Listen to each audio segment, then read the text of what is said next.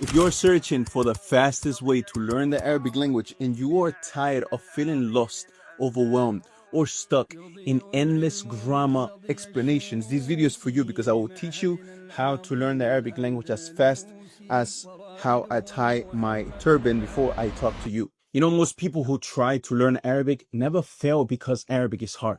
You know what they fail?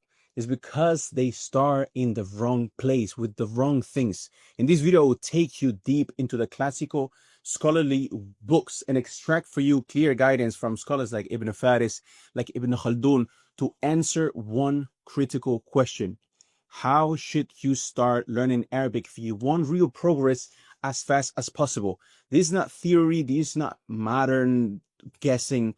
This is Arabic language learning explained by scholars who understood language at its roots. I will show you why so many students of knowledge learning the Arabic language as beginners, they get trapped in a never-ending, never-progressing cycle of grammar. They study rules, they memorize terms, but they never speak, they never understand, and eventually they give up.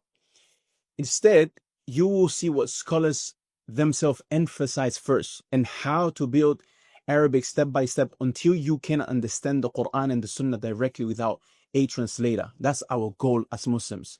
Before we begin, a quick note for those who are serious of you to learn the Arabic language. If you want a proven Arabic course that is a step-by-step system with teacher feedback, structure, and accountability, check the first link in the description.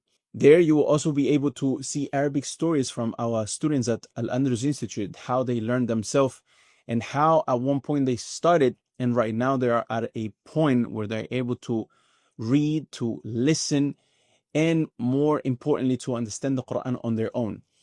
If you have ever asked yourself how to learn the Arabic language without wasting years, this video will finally give you clarity.